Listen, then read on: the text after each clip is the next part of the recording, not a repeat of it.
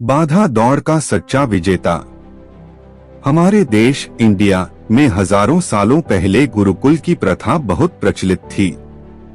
गुरुकुल में गुरुओं द्वारा न केवल विद्यार्थियों को पुस्तकी ज्ञान सिखाया जाता था, बल्कि उन्हें जीवन के वह अनमोल पाठ भी पढ़ाए जाते थे जिनसे उनके चरित्र का निर्माण होता था। ऐसे ही एक बहुत प्रख्यात गुरुकुल में एक बहुत महान गुरु अपने 10 छात्रों को शिक्षा दे रहे थे। जिस दिन इन सभी छात्रों की शिक्षा पूर्ण होने को आई, उस दिन एक आखिरी परीक्षा के तौर पर गुरुजी ने उन्हें एक दौड़ में हिस्सा लेने के लिए कहा। उन्होंने सभी विद्यार्थियों को यह भी बताया कि जीतने वाले विद्यार्थी को बहुत कीमती इनाम दिया जाएगा।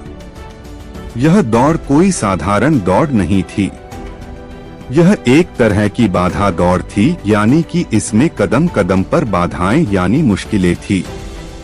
कहीं पर खाई को कूद करके जाना था, तो कहीं पर पानी में तैर के, कभी ऊंचाई पर चढ़ना था तो कभी गहराई में उतरना था, और अंत में एक अंधेरी गुफा को पार करना था। 10 विद्यार्थियों के बीच यह दौड़ शुरू हुई। एक के बाद एक आती मुश्किलों ने सभी विद्यार्थियों की हालत खराब कर दी, लेकिन किसी ने भी हार नहीं मानी। हर बाधाओं को पार करते हुए 10 के 10 विद्यार्थी उस अंधेरी गुफा तक पहुँचे। पहले से इतनी सारी मुश्किलों का सामना कर चुके विद्यार्थियों के मन में अंधेरी गुफा को देखकर डर पैदा हुआ, और वह कल्पनाएं करने लगे कि इस अंधेरी गुफा में क्या हो सकता है। कभी उनके मन में ख्याल आता कि जंगली जानवर होंगे, तो कभी लगता कि सांप बिच्छू होंगे।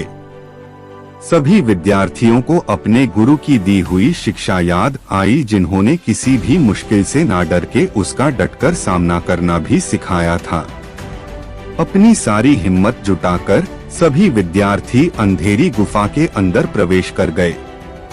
गुफा के अंदर कदम रखते ही सभी को असहनीय दर्द हुआ, क्योंकि उनके पैरों में नुकीले पत्थर चुभने लगे। आश्चर्य की बात यह थी कि उन सभी विद्यार्थियों ने किसी तरह उस गुफा को भी पार कर लिया और अपने गुरु के पास आ पहुँचे। सभी विद्यार्थी यह जानने के लिए उत्सुक थे कि आखिरकार इस दौड़ में किसका प्रदर्शन सबसे अच्छा है, यानी कि इस दौड़ का विजेता कौन है। गुरु ने सभी विद्यार्थियों को 3 विभाग में विभाजित किया, जिनमें से 3 विद्यार्थी सबसे पहले गुफा से बाहर आए थे, उनको एक तरफ खड़ा किया गया। 6 विद्यार्थी को थोड़ा ज्यादा समय लेकर गुफा से निकले थे, उन्हें दूसरी तरफ खड़ा किया गया, और एक आखिरी विद्यार्थी जिसने सबसे ज्यादा समय लिया था, उसको एक तरफ खड़ा किया गया। गुरु ने पहले 3 विद्यार्थियों के समूह से पूछा, तुम सबसे पहले कैसे बाहर आ गए?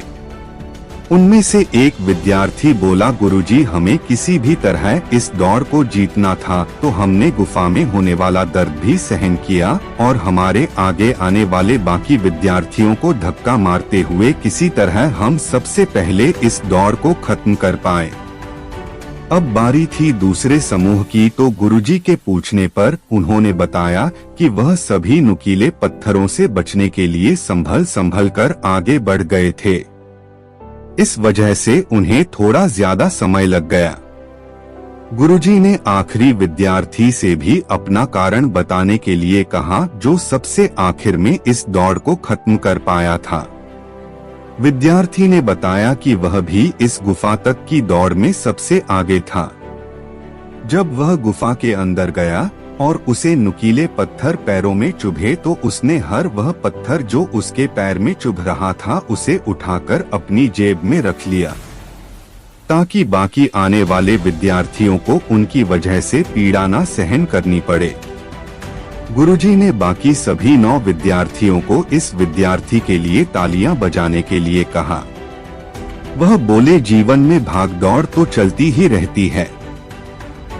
सच्चा विजेता वही होता है जो इस भागदौड़ में भी दूसरे का विचार करे। अपने लिए तो सभी जीते हैं, दूसरों के लिए जिए वही जिंदगी है। गुरुजी ने उस विद्यार्थी को विजेता घोषित कर दिया। अब बाकी के सभी विद्यार्थी यह देखने के लिए उत्सुक थे कि उसे गुरुजी कौन सा कीमती इनाम देने वाले हैं।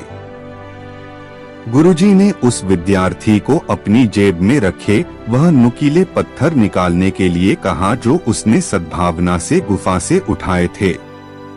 जब उस विद्यार्थी ने अपनी जेब से सभी नुकीले पत्थर बाहर निकाले तो सारे विद्यार्थी यह देखकर दंग रह गए कि वह नुकीले पत्थर असल में हीरे थे। गुरुजी ने वह सारे हीरे उस विद्यार्थी को इनाम के तौर पर दे दिए। इस कहानी को पढ़ने के बाद आपको भी अपने जीवन में अविरत चल रही दौड़ के बारे में विचार आने लगे होंगे। उस विजेता विद्यार्थी की तरह ही इस दौड़ को कंटिन्यू रखते हुए हम अपने नैतिक मूल्यों को याद रख सकते हैं और एक सच्चा विजेता बनकर उभर सकते हैं।